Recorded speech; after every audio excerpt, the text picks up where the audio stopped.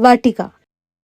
भीमपुर एक ऐसा गांव जहां शादी ब्याह या उससे जुड़ा कोई भी त्योहार मनाना हो तो न्योता देने जैसा है। यहाँ के लोगों का कहना है कि जब भी यहाँ किसी की डोली उठती है या फिर बारात आती है, उसी रात दूल्हा और दुल्हन किसी हादसे का शिकार हो जाते हैं। और अगर कोई सुहागन अपने पति की लंबी उम्र के लिए पूजा पाठ करती है तो उसी दिन पति की मृत्यु हो जाती है। यहाँ के बुजुर्गों का मानना है कि इन सब के पीछे वाटिका चुड़ैल का हाथ है। राज और रागिनी एक नवविवाहित जोड़ा अपने चाचा से मिलने भीमपुर आए हैं। चाचा जी, मैंने सुना है आपके गांव में कोई चुड़ैल है जो नए शादीशुदा जोड़े को जिंदा नहीं छोड़ती।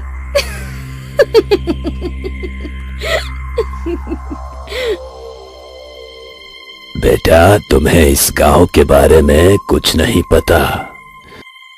मुझे पता होता तुम अचानक से आ जाओगे तो मैं तुम्हें यहाँ आने से मना कर देता। अच्छा होगा तुम दोनों यहाँ से जल्द वापस चले जाओ। इतना कहकर चाचा जी वहां से चले जाते हैं।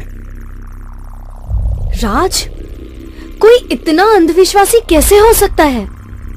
किसी को कुछ पूछो तो कोई कुछ बताता ही नहीं। अब कैसे पता चलेगा कि असल में हुआ क्या था? राज, क्या सच में इस गांव में कोई शैतानी ताकत होगी? तुम भी कहाँ चाचा की बातों का इतना टेंशन ले रही हो? और इतना ही है तो खुद पता कर लो।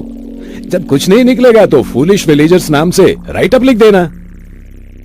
ग्रेट, एक काम करती हूँ, मैं यहाँ के भोलेनाथ मंदिर होकर आती हूँ, शायद वहीं से कुछ पता चल जाए। रागिनी भोलेनाथ मंदिर के रास्ते जाने लगती है। तभी दमयंती उसका रास्ता रोकती है। रागिनी डर जाती है। ए लड़की, वहां जाना मना है। लगता है गांव में नहीं आई हो। मैं भोला चाचा के भतीजे राज की बीवी हूँ। कल ही शहर से आए हम। हमारी नई नई शादी हुई है। सोचा भोलेनाथ के पैरों पर माथा टेकाऊं। चुप कर पागल लड़की, चली जा यहाँ से, वरना वो तुझे जिंदा नहीं छोड़ेगी। जा। कौन कौन जिंदा नहीं छोड़ेगी? वाटिका, ये आखिर है कौन? आई हूँ तब से सुन रही हूँ, यहाँ से चले जाओ, ये जगह खतरनाक है। कोई कुछ बताता ही नहीं कि क्या बात है। मुझे जानना है कि ये वाटिका आखिर है कौन और क्यों वो हमें जिंदा नहीं छोड़ेगी। हमने किया क्या है? देखिए, मैं आपसे विनती करती हूँ, मुझे प्लीज आप बताइए इस गांव का सच क्या है, फिर हम लोग यहाँ से चले जाएंगे। 10 साल पहले की बात है। बस भी करिए ताई जी, वाटिका की उम्र ही क्या है। केदार को गुजरे 3 साल हो गए हैं। अब बूढ़ी हो चुकी है। आपके जाने के बाद वाटिका को कौन संभालेगा, इसके बारे में सोचा है आपने कभी? तो क्या चाहती है तू? एक विधवा की शादी करना पाप होता है। मैं मान भी जाऊं दमयंती, पर ये गांव वाले कभी नहीं मानेंगे। तो मैं कौन सा सारे गांव को न्योता देने की बात कर रही हूँ। जयंत बहुत समझदार लड़का है। आप तो जानती हैं, बच्चे को जनते वक्त बेचारे की बीवी चल बसी। 2 साल के बच्चे को कैसे कैसे संभाल रहा है बेचारा। जयंत और वाटिका को किसी के साथ की जरूरत है। अगर दोनों की शादी हो गई तो जिंदगी संवर जाएगी दोनों की। जयंत को उसके बेटे की माँ और वाटिका को एक समझदार पति मिल जाएगा। ताई जी, जरा सोचिए। दमयंती और ताई जी दोनों गांव वालों से छिपाकर जयंत और वाटिका की शादी करा देते हैं और उन्हें गांव से कहीं दूर अपना घर संसार बसाने और गांव वालों को इस शादी की खबर ना देने की कसम देते हैं। जयंत और वाटिका उसी दिन गांव छोड़ने की तैयारी करते हैं। सारा सामान ठीक से रख लिया ना वाटिका? जी, एक बात बताऊं, यहाँ से जाने का मन नहीं कर रहा। 22 साल इस गांव में बीते। माँ, बाबू, पाठशाला, सहेलियां सब यहीं छूट जाएगा। मैं चाहती हूँ गांव छोड़ने से पहले एक बार भोलेनाथ के पैरों पर माथा टेकाऊं। किसी ने सोचा था जिंदगी हमें दोबारा मौका देगी? नई शुरुआत करने से पहले मैं भोलेनाथ का आशीर्वाद ले आती हूँ। नहीं वाटिका, दमयंती काकी और ताई जी ने हमसे कसम ली है, अगर गांव वालों को हमारी शादी के बारे में पता चला तो पता नहीं वो हमारे साथ क्या करेंगे। कुछ नहीं करेंगे। भोलेनाथ पर विश्वास रखिए और मैं किसी को कुछ पता नहीं चलने दूंगी। तब तक आप सारा सामान बाहर निकाल कर रखिए। मैं आते ही हम यहाँ से निकल जाएंगे। जल्दी आना, मैं तुम्हारा इंतजार करूंगा।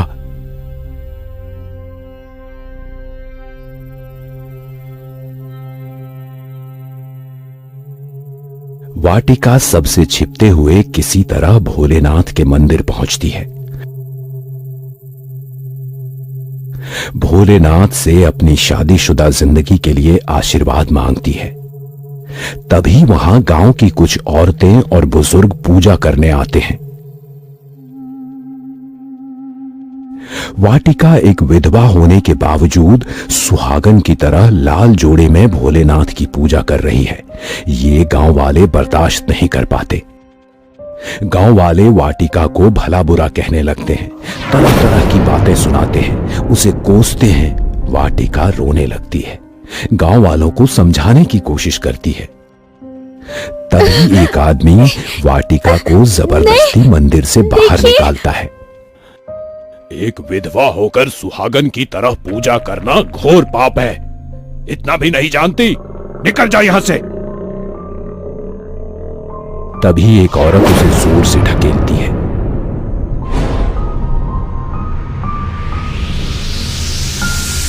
वाटिका नीचे गिर जाती है। उसका सिर वहां पड़े एक पत्थर से टकराता है। आप मेरी बात सुनिए। नहीं, हमने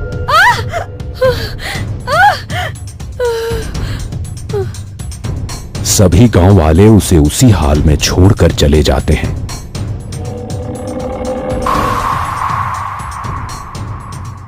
बहुत देर तक इंतजार करने के बाद जयंत वाटिका को ढूंढता हुआ भोलेनाथ के मंदिर पहुंचता है। वाटिका को बेहोशी की हालत में देखकर डर जाता है। वाटिका को उठाने की कोशिश करता है। वाटिका, ये सब कैसे हुआ? वाटिका बेहोशी की हालत में जयंत को आप बीती सुनाती है।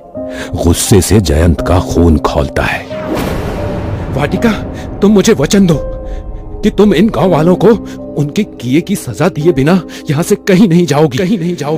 अपना बदला पूरा होने तक इसी वट वृक्ष को अपना बसेरा बनाओगी। वचन दो मुझे। जयंत, हाँ, मैं वचन देती हूँ।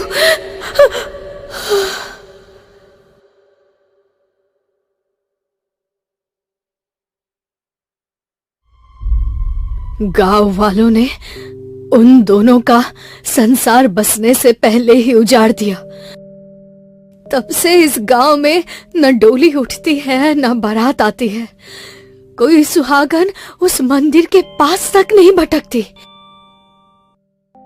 वाटिका अपना बदला पूरा करने के इंतजार में है, इसीलिए कह रही हूँ, चली जा यहाँ से, वरना वो तुझे जिंदा नहीं छोड़ेगी।